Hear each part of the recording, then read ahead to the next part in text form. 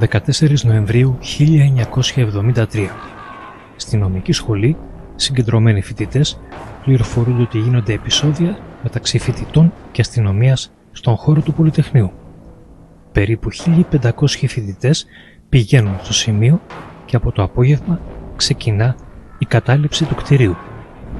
Παρά την αρχική σύγχυση, γρήγορα θα συμμετάσχουν όλες οι δημοκρατικές φοιτητικές δυνάμεις. Τα γεγονότα της εξέγερσης του Πολυτεχνείου θα κορυφωθούν λίγο πριν τις πρώτες πρωινές ώρες της 17ης Νοεμβρίου. Η στρατιωτική δικτατορία ήταν στον έκτο της χρόνο. Οι φοιτητές είχαν ήδη αντιδράσει δυναμικά πρώτη φορά με την κατάληψη της νομικής τον Φεβρουάριο του 1973. Η δικτατορία άρχισε τις μαζικές επιστρατεύσεις φοιτητών και ενέτεινε τις συλλήψεις σε όλη τη χώρα για να αντιμετωπίσει τις αντιδράσεις. Λίγο αργότερα ξεκίνησε η λεγόμενη φιλελευθεροποίηση, η οποία όμως δεν μπορούσε πια να σταματήσει τις εξελίξεις. Τα γεγονότα του Νοεμβρίου επέσπευσαν τις διεργασίες για την διχοτόμηση της Κύπρου και την κατοχή μεγάλου τμήματός της λίγους μήνες μετά, βάσει της Συμφωνίας της Λισαβόνας ανάμεσα στην Χούντα και την τουρκική κυβέρνηση.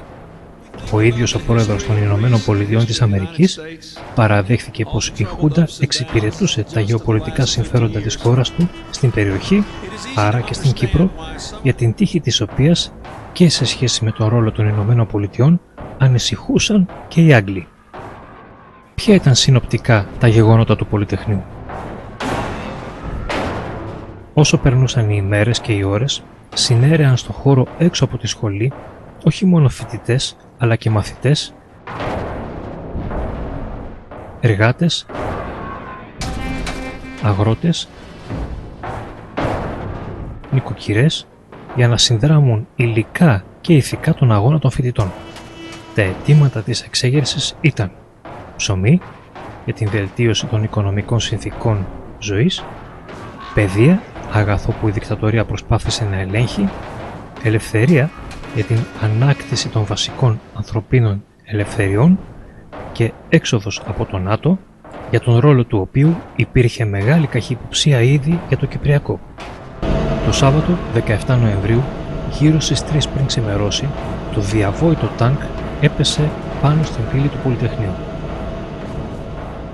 Η αστυνομία κυνήγησε τους φοιτητές και άλλους τους σκότωσε, άλλους τους συνέλαβε.